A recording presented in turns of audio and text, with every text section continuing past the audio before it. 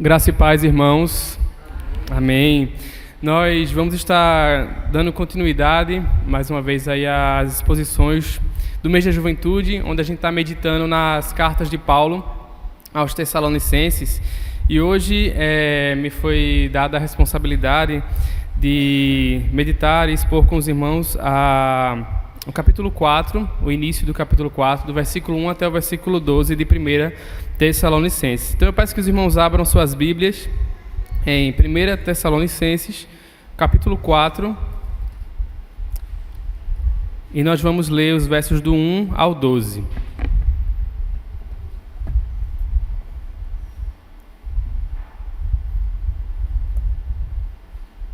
Também vai estar aparecendo aqui no Data Show.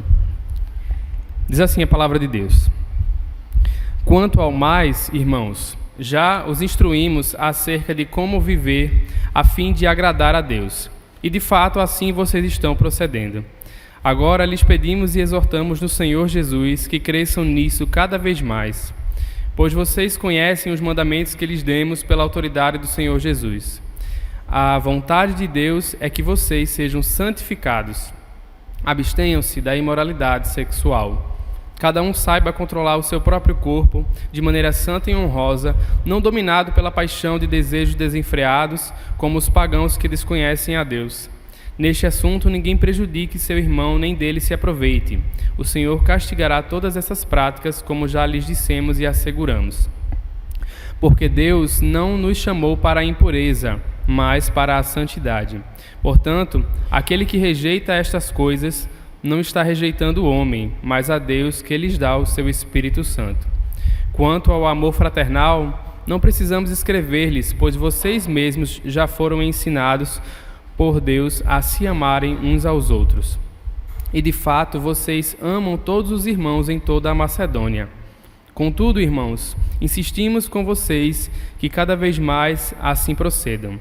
Esforcem-se para ter uma vida tranquila, cuidar dos seus próprios negócios e trabalhar com as próprias mãos, como nós os instruímos, a fim de que andem decentemente aos olhos dos que são de fora e não dependam de ninguém. Vamos orar. Senhor Deus e Pai, a Tua palavra nesse momento foi lida e Te rogamos, Senhor Deus, que o Teu Santo Espírito ilumine a minha mente, o meu coração, para que tão somente o Senhor fale nessa manhã, Deus. Abençoa, Senhor Deus, o nosso culto, recebe esse culto e trabalha em nossos corações, a começar em mim, Senhor Deus, para que a Tua palavra possa nos transformar a cada dia à imagem do Teu Filho Jesus. É isso que nós oramos e já Te agradecemos em nome de Jesus. Amém. Então, irmãos, para quem já vem acompanhando desde os últimos domingos, né, nós já tivemos a exposição do capítulo 1 com o pastor e no domingo passado a exposição do capítulo 2 e 3 com o nosso irmão Laerte. E só para quem não estava, né, as gravações estão sendo feitas e está sendo disponibilizado no grupo da igreja. E quem acabou perdendo alguma dessas mensagens pode ir lá e procurar. E aí, só para a gente lembrar um pouco do contexto, né, os irmãos, o pastor e o irmão Laerte trouxeram que provavelmente essa carta é a primeira carta, a carta mais antiga e escrita pelo apóstolo Paulo, e esse contato de Paulo com a igreja de Tessalônica é narrado lá em Atos, capítulo 17, depois os irmãos podem voltar e ler mais uma vez. E essa carta ela surge como uma tentativa, né, de Paulo se reconectar, né, com os irmãos, após eles terem saído de Tessalônica devido a uma perseguição que se instalou contra eles, né? Paulo pregava que só Jesus era o Cristo, que só Jesus deveria ser o rei e o centro da vida daquele povo, né? Isso acabou causando, como em vários lugares que Paulo e os seus colegas passaram, um grande alvoroço pela cidade, né? E isso levou eles a saírem de lá. Então, Paulo, a gente pensa que é mais ou menos 1 ano e meio ou 2 anos após ele ter saído de lá, ele escreve essa primeira carta para os Tessalonicenses após receber, né, o relato de Timóteo de que eles mantinham-se firmes na fé no Senhor Jesus, né, apesar da perseguição e daquilo que eles estavam passando. Essa primeira carta, a gente pode dividir ela em 2 grandes partes, né? Do capítulo 1 ao capítulo 3, que já foi falado, nós podemos dizer que Paulo aqui apresenta uma celebração da fidelidade dos cristãos a Jesus. Então ele celebra como aqueles irmãos viviam de fato uma fé genuína no Senhor. E a segunda parte, que seria dos capítulos 4 e 5 dessa carta, é Paulo desafiando os irmãos a continuarem crescendo como seguidores de Jesus. Então, nesse capítulo que nós lemos, nesses versículos que nós lemos, nós temos aí algumas instruções e exortações, né, do apóstolo Paulo a respeito de como viver para agradar a Deus. E é interessante que o final do capítulo 3, que a gente vai ler para relembrar, ele já apresenta o que Paulo iria trazer como instrução aqui no capítulo 4. Nós temos uma oração que é feita no final do capítulo 3, e aí, no capítulo 3, a partir do versículo 11, nós temos Paulo orando o seguinte: que o próprio Deus, nosso Pai e nosso Senhor Jesus preparem o nosso caminho até vocês.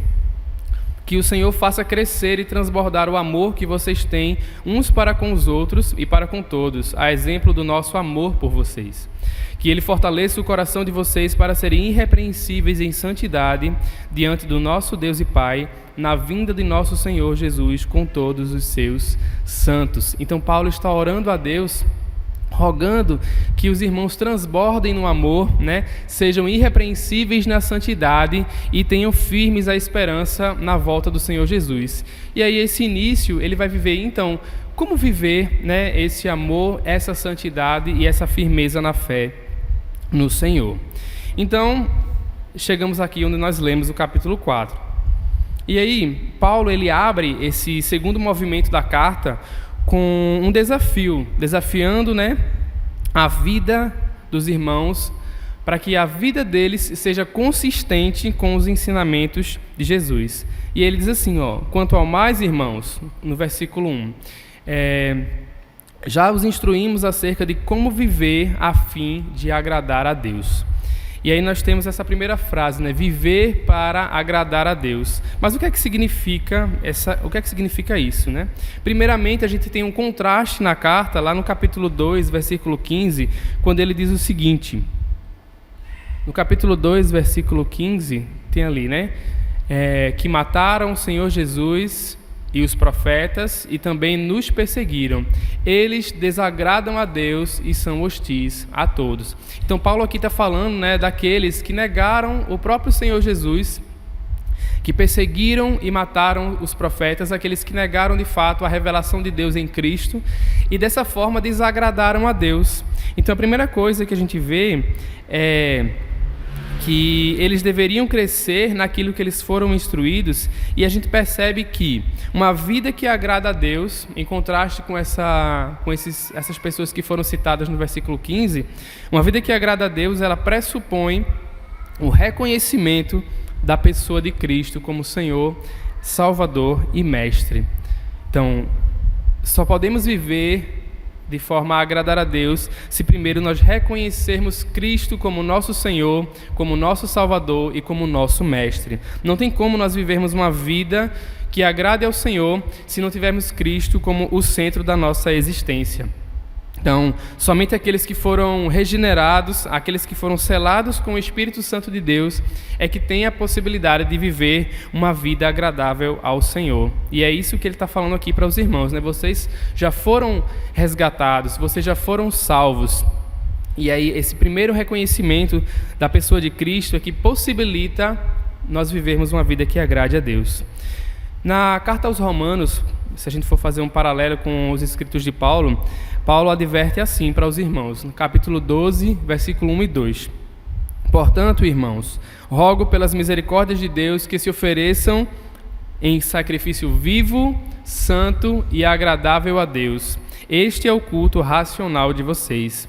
Não se amoldem ao padrão desse mundo, mas transformem-se pela renovação da sua mente, para que sejam capazes de experimentar e comprovar a boa, agradável e perfeita vontade de Deus. Então aqui nós percebemos que para sermos de fato um povo, né, que agrada a Deus, nós devemos oferecer o nosso corpo como sacrifício vivo a Deus. Nós devemos ter a nossa mente transformada e renovada pelo Senhor. E somente aqueles que foram regenerados por Cristo é que tem essa possibilidade. E outra coisa que a gente vê nesse capítulo de Romanos é que viver a vontade de Deus de fato implica rejeitar a vontade do mundo. Né? Viver a vontade de Deus implica rejeitar a vontade do mundo. E rejeitar a vontade do mundo, isso inclui, inclusive, a nossa própria vontade. Né? A própria palavra de Deus, ela fala que existe, né, essa luta, esse embate entre a carne e entre o espírito. Esse embate da carne versus o espírito é algo que está presente na vida do crente. E nós precisamos, de fato, buscar viver e alimentar o espírito para que a gente, de fato, faça a vontade de Deus. Nessa própria carta, por exemplo, aos Tessalonicenses, no capítulo 2, versículo 4, Paulo mostra que o propósito da sua vida era agradar a Deus. E ele diz assim, ó, versículo 2, 4. Pelo contrário, falamos como homens a quem Deus aprovou e confiou o Evangelho, não para agradar as pessoas, mas a Deus que prova o coração. E a palavra de Deus também, em outros momentos, fala que Deus é um Deus que conhece o nosso coração. Né? Provérbios 17:3 diz assim: o crisol é para a prata e o forno é para o ouro, mas o Senhor prova o coração. Então nós vemos claramente na palavra de Deus que o Senhor, Ele conhece o nosso íntimo, né? Ele conhece o nosso íntimo do coração e Ele conhece as nossas intenções. Então, desse modo, tudo que a gente fizer, tudo que nós fizermos deve partir de um coração obediente ao Senhor e aos seus mandamentos. E aí é que vem, né, a continuação do versículo. Ele diz assim, agora, voltando para o texto, ele diz... Versículo 2: pois vocês conhecem os mandamentos que lhes demos pela autoridade do Senhor Jesus. E aí nós percebemos que a obediência aos mandamentos está intimamente relacionada a uma vida que agrada a Deus. Então, o que nos deve mover nesse mundo é a obediência, né? Uma vez que o próprio Jesus, lá em João 14:21, ele diz que aquele que tem e obedece aos mandamentos do Senhor é esse que o ama. Então, como é que nós podemos amar e agradar a Deus se nós não obedecemos aos seus mandamentos, né?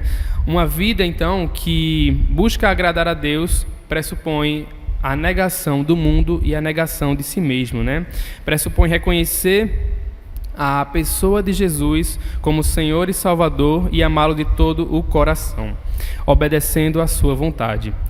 E aí é que nós chegamos no capítulo 3. Né? Assim, conhecendo os mandamentos do Senhor, é possível nós conhecermos e vivermos a sua vontade. E aí, às vezes, a gente fica preocupado, querendo saber se determinada ação, sei lá, determinada escolha no nosso trabalho, no nosso dia a dia, é da vontade do Senhor ou não. E às vezes fica parecendo que tem coisas que são meio obscuras na nossa caminhada, se aquilo faz parte da vontade de Deus ou não. Mas tem coisas que estão explícitas na Bíblia do que é a vontade de Deus para a nossa vida, né? E disso a gente não pode negar. Por exemplo, se sei lá, uma menina está interessada num rapaz e ele não é cristão, aí ela pensa assim, né? Será que é da vontade de Deus que eu fique com esse rapaz? Pastor, será que é da vontade de Deus? Só que a Bíblia já tem claramente dizendo, ó, não entreis em julgo desigual. Então não existe, será que Deus aprova essa pessoa ou não? A própria palavra já falou que não é recomendado esse julgo desigual.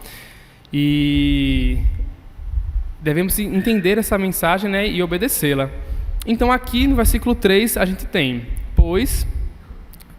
diz assim, a vontade de Deus é que vocês sejam santificados. Então aqui nós temos uma frase que claramente expressa uma das vontades de Deus para a sua igreja, para os seus servos, a santificação. E Paulo vai relacionar nesse texto que a santificação está intimamente ligada aí a um compromisso sério com a pureza sexual.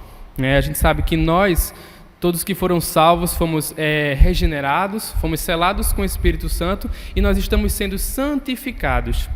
E dentro desse processo de separação para Deus, Paulo aqui vai expor um tema que é muito forte nesse contexto, que é a pureza sexual. Então vejam, ele diz que vocês sejam santificados, abstenham-se da imoralidade sexual. Então aqui, irmãos, em contraste, né, com a cultura da época, que era uma cultura promíscua, uma cultura sexualmente destrutiva, os cristãos eles deveriam seguir os ensinamentos de Jesus sobre como eles poderiam experimentar a beleza e o poder do sexo dentro do refúgio de um relacionamento comprometido com a aliança do casamento, né? O próprio Jesus falou isso no Sermão do Monte, onde a gente está estudando na EBD, né? A importância de você manter esse relacionamento que o próprio Senhor criou. Para a gente ter um contexto da época, né? O contexto pagão daquela época era o seguinte, né? Os homens gregos solteiros, na sua maioria, né, costumavam ter relações com prostitutas, se relacionar com escravas e, inclusive, com outros homens, né? Era uma grande imoralidade sexual. A religião e a cultura grega, toda aquela cultura que não vinha do cristianismo, não oferecia nenhum desestímulo a esse tipo de prática. Pelo contrário, era estimulado, né, essa vida sexual totalmente imoral. E aí, por conhecer esse contexto, que inclusive estava presente lá na cidade, né, perto aos irmãos de Tessalônica, Paulo se preocupa em abordar esse tema. Quando ele escreve, abstenham-se da imoralidade sexual, o grego aqui é a palavra porneia. E aí, isso incluía, no caso, não somente a chamada fornicação, o sexo antes do casamento, mas também todo e qualquer pecado que alterasse o modo como o Senhor pensou e definiu o sexo para o ser humano.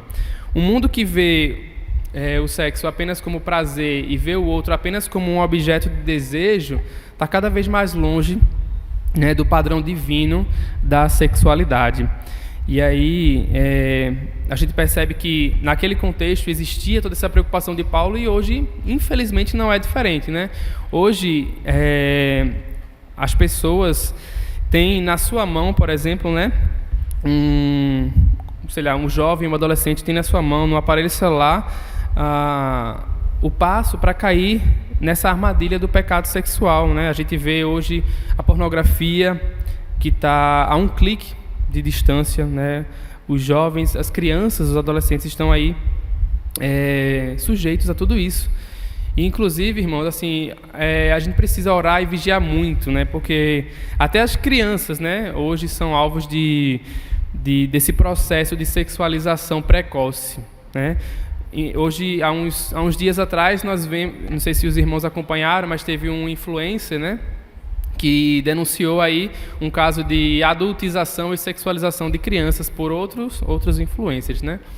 E foi uma discussão na mídia, né, dessa questão de como as crianças hoje são expostas a isso que eles chamaram de adultização, né, que é colocar a criança em um lugar de adulto, em cenários e coisas que não pertencem à idade e muito menos, né, fazem bem ao seu desenvolvimento físico, intelectual, enfim. Então veja, se até o mundo está percebendo, né, que existe esse processo, imagine nós, né, enquanto igreja nós devemos vigiar e orar para que os nossos filhos, as nossas crianças, os nossos adolescentes não caiam, não sejam levados por essa armadilha do inimigo, né? Infelizmente, a gente percebe que é uma realidade dos dias de hoje, né? A imoralidade sexual ela é estimulada em tudo, nas músicas, nas propagandas, nas novelas, nos filmes, e tudo apontando para essa liberdade, né? Essa libertinagem, na verdade, né? Uma realidade fluida, onde o importante é o ser humano conhecer o seu próprio corpo e ser livre. Mas a gente sabe que o quão presa, né, estão as pessoas que vivem uma vida assim, vivem uma vida guiada pelos seus próprios desejos. E é isso que ele fala aqui nos versículos seguintes, ó. Versículo 4. Cada um saiba controlar o seu próprio corpo, de maneira santa e honrosa, não dominado pela paixão de desejos desenfreados, como os pagãos que desconhecem a Deus. Então ele diz aqui, ó, aprendam a controlar o seu próprio corpo. E isso implica, gente, não ser guiado pelos desejos carnais, mas pela decisão de honrar a Deus, inclusive com o nosso próprio corpo, né? Essa frase aqui que diz, cada um aprenda a controlar o seu próprio corpo. Em algumas versões também traz a tradução, aprenda como conseguir uma esposa, ou ainda, aprenda a viver com a sua própria esposa, né? Nesse contexto, né, de que alguém precisa ter o controle sobre os seus desejos, e Paulo orienta isso, né? Se alguém não tem esse controle, que se vê fraco, não consegue, por exemplo, viver solteiro e se dedicar à obra, então a pessoa se case e busque no seio do seu casamento, de fato honrar a Deus, né? E com tudo, inclusive com o seu corpo. O próprio Paulo, em 1 Coríntios 7:2, diz assim, né? Mas por causa dos pecados sexuais, tenha cada um a sua própria mulher e cada um tenha o seu próprio marido. Então, Paulo traz essas orientações porque também na igreja de Coríntios tinha esse problema com a imoralidade sexual. E o versículo 5, que continua, diz assim, né? Não dominado pela paixão de desejos desenfreados, que nós lemos, né? Como os pagãos que, de fato, desconhecem a Deus. E aí, o que a gente percebe é o seguinte, né? Nós, desde a queda, nós nos tornamos escravos, né? Escravos do nosso pecado, escravos dos desejos e vontades. Mas na história do Evangelho, né, a condição que Deus nos chama é para que nós mudemos de Senhor. Em vez de o Senhor ser os nossos próprios desejos, o nosso próprio eu, que o nosso Senhor agora seja o próprio Deus que nos criou e que nos sustenta. Então, nós, como seres humanos, estamos sempre na posição de servos. Agora, cabe a quem nós estamos servindo, se a Deus ou se aos nossos próprios maus desejos. Então, aquilo que nos domina, irmãos, é aquilo que nós alimentamos. Se a gente preenche o nosso dia com coisas que são do mundo, com conversas, como a palavra diz, que não convém aos santos, com imagens, com vídeos que nos tentam, muito facilmente nós vamos cair na armadilha do inimigo. Mas se a gente preenche a nossa vida, o nosso dia, com a palavra de Deus, com a oração, com conversas que edificam, o nosso coração ele vai estar cheio da vontade do Senhor, e é por ela que nós seremos guiados. Então, irmãos, é uma reflexão que começa em mim, né? Com o que nós temos preenchido o nosso dia? Será que a gente às vezes preenche o nosso dia vendo notícias, vendo fofocas no Instagram, nas redes sociais? Será que no trabalho, na escola onde a gente está, quais são as conversas que nós temos? Que tipo de palavras saem da nossa boca? Então é algo para a gente refletir, para que de fato nós busquemos e façamos a vontade de Deus. E no versículo 6, Deus diz assim, Paulo diz assim, né, pelo Espírito: nesse assunto ninguém prejudique o seu irmão, nem dele se aproveite. O Senhor castigará todas essas práticas, como já lhe dissemos e asseguramos. Então aqui nós vemos que Deus, de fato, ele leva a sério a promiscuidade sexual, porque a palavra mostra, né, que esse pecado, ele desonra e destrói as pessoas e a sua dignidade, né? E ele orienta para que os irmãos não façam com que o outro também caia em tentação nesse meio, né? A palavra diz que é tão sério o pecado sexual que ele diz assim, né? Todo pecado que o ser humano comete é externo ao corpo, é fora do corpo, né? Mas o pecado sexual ele comete no seu próprio corpo. Então Deus ele trata com seriedade esse tópico, né?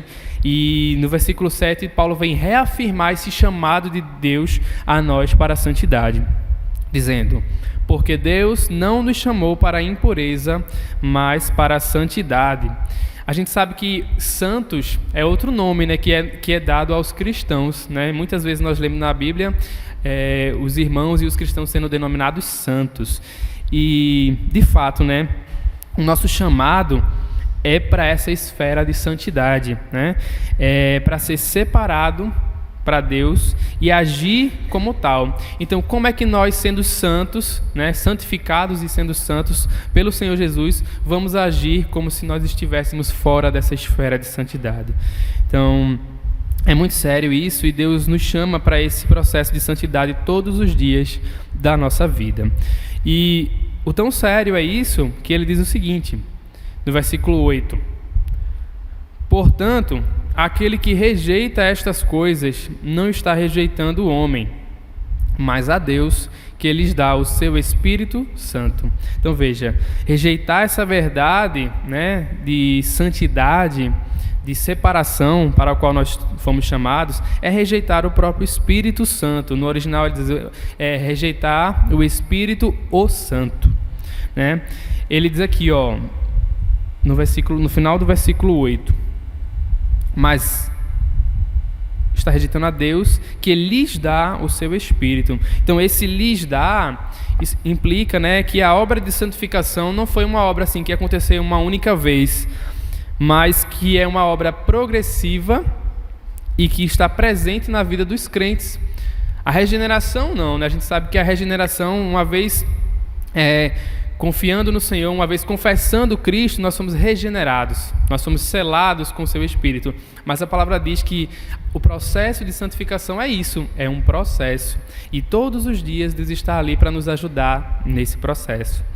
E ele diz ainda mais, né? O seu Espírito lhes dá o seu. Então aí implica que quando o Senhor dá aquilo que é essencialmente idêntico a Ele, né? O Espírito Santo de Deus é o próprio Deus. Ele espera que nós nos tornemos como Ele mesmo é, né? Nós devemos nos tornar como filhos que espelham a imagem correta do seu Pai. E essa imagem tem que ser uma imagem celestial, porque o nosso Pai é um Pai celestial. Então, nesse primeiro ponto, Paulo está aí exortando e instruindo, irmãos, a santidade é algo que nós somos chamados para viver. E por isso, vocês têm que abster-se de tudo aquilo que vai afastar você desse processo de santificação. Porque Deus lhe deu o seu Espírito, e é pelo seu Espírito que vocês estão sendo santificados. E ainda nesse processo, né, de como viver para agradar a Deus, Paulo continua dizendo o seguinte: quanto ao amor fraternal, não precisamos escrever-lhes, pois vocês mesmos já foram ensinados por Deus a se amarem uns aos outros, e de fato vocês amam todos os irmãos da Macedônia. Contudo, irmãos, insistimos com vocês que cada vez assim procedam, né? Então aqui, do 9 ao 12, Paulo vai mostrar que seguir a Jesus também significa um compromisso com amar e servir os outros. Os versículos 9 e 10 que nós lemos, né, afirma que aqueles irmãos, eles viviam nesse amor fraternal que foi ensinado pelo próprio Deus. E Paulo insiste que eles continuem a fazê-lo. Como eu disse, né, já tinha se passado mais ou menos 1 ano e meio a 2 desde a conversão dos Tessalonicenses, e o amor deles era perceptível em toda a Macedônia. Então veja que interessante, né? Então é aqui que nós percebemos que o nosso amor, né, trazendo para nós hoje, ele não deve ser um amor de palavras, ele deve ser um amor de ações. A gente lembra a parábola do bom samaritano, né? Que quem foi o próximo do bom samaritano? Aquele que agiu em favor dele. A gente lembra dos textos de Tiago que diz que a fé sem as obras é morta. Então, nós precisamos viver a nossa fé no dia a dia, viver a nossa fé de modo que o amor transborde de todas as nossas atitudes e ações. E no final ele diz assim: esforcem-se, no versículo 11, para ter uma vida tranquila, cuidar dos seus próprios negócios e trabalhar com as suas próprias mãos, como nós os instruímos, a fim de que andem decentemente aos olhos dos que são de fora e não dependam de ninguém. Então, para finalizar as exortações nessa primeira parte, Paulo instrui que os cristãos, eles deveriam ser conhecidos na cidade como pessoas confiáveis e trabalhadoras. E isso serve para nós hoje, né? A preguiça não é algo de crente, né? A Bíblia nos exorta a trabalhar para que nós tenhamos como nos sustentar e também ajudar e compartilhar os nossos recursos com quem precisa. Então não existe, né, essa orientação de nós, Jesus está voltando, né? Como muitos já fizeram isso no passado, então eu não vou trabalhar mais porque a qualquer momento Cristo pode chegar. Mas ele diz, né, que você trabalhe para que você tenha com que se sustentar, mas que também você possa auxiliar outras pessoas, né? E ele diz: tenha uma vida tranquila, né? Em algumas versões, né, no grego, torne a sua ambição a quietude e o fazer as suas próprias atividades, né? Em contraste com causar alvoroço e cuidar da vida dos outros, por exemplo, não com um amor, mas somente com o interesse de fazer fofoca. E, inclusive, isso vai ser trabalhado na segunda carta, que tinha pessoas que estavam assim, né? Agindo com essa ação de cuidar da vida dos outros e deixar de fazer a sua própria atividade. E aí, a gente percebe então que a palavra de Deus, nesse contexto, tanto no início falando sobre santificação, quanto nesse exemplo que nós devemos dar para a sociedade, a palavra de Deus, ela nos exorta a sermos exemplares em todas as áreas da nossa vida, para que o nome de Deus seja glorificado. Então, é uma grande responsabilidade nossa, né? Inclusive, na primeira carta de Pedro, capítulo 2, versículo 12, diz assim: vivam entre os pagãos de maneira exemplar, para que, mesmo que eles os acusem de praticar o mal, observem as boas obras que vocês praticam e glorifiquem a Deus no dia da intervenção dele. Então veja, aqui a Bíblia está dizendo que os pagãos glorificarão a Deus por meio da nossa vida exemplar. Então veja que responsabilidade que nós temos de viver uma vida que agrade a Deus e que honre a sua palavra. Em 2 Coríntios, capítulo 5, 9, diz assim: por isso, nós temos o propósito de lhe agradar, quer estejamos no corpo, quer o deixemos. Pois todos nós devemos comparecer perante o tribunal de Cristo, para que cada um receba de acordo com as obras praticadas por meio do corpo, quer sejam boas, quer sejam más. Assim, irmãos, esse trecho ele traz exortações que foram inicialmente para os cristãos lá em Tessalônica, mas que servem para nós hoje. Primeiro, eu separei 3 aqui que diz o seguinte: primeiro, nós devemos viver uma vida de santidade, fugindo de toda impureza e maldade, obedecendo e vivendo a vontade de Deus. Essa é a primeira exortação. A segunda é que nós devemos ser exemplo em tudo, para que o nome de Deus seja glorificado. E a terceira é que o nosso propósito final como salvos nessa terra deve ser viver para agradar e glorificar a Deus no amor que temos a Ele e aos nossos semelhantes. E aí nós podemos fazer no final essa oração do salmista, que lá no Salmo 19, versículo 14 diz: que as palavras da minha boca e a meditação do meu coração sejam agradáveis a Ti, Senhor, minha rocha e o meu resgatador. Amém? Então que essa oração possa fazer parte de nós e que o Senhor a cada dia, nos molde segundo a sua vontade. Amém? Vamos orar. Santo Deus, obrigado, Senhor Deus, pela Tua palavra, pelo Teu amor, pelo Teu ensino. Nós agradecemos, Senhor Deus, porque o Senhor deixou a Tua palavra para nos ensinar, para nos fazer cada dia mais parecidos com o Senhor. Obrigado, Senhor Deus, porque não estamos sozinhos nisso, mas temos o Teu Santo Espírito para nos fortalecer, para nos consolar e para nos santificar a cada dia. E também, Senhor Deus, o Senhor deixou a igreja, os nossos irmãos, para que juntos possamos crescer nessa esfera de santidade, possamos crescer no amor e, assim como os tessalonicenses, transbordar nesse amor, Senhor Deus. Que o nosso coração seja moldado por essa palavra e que nós possamos abandonar tudo aquilo que nos atrapalha de viver uma vida que agrade ao Senhor. É isso que nós oramos em nome de Jesus. Amém. Amém, irmãos.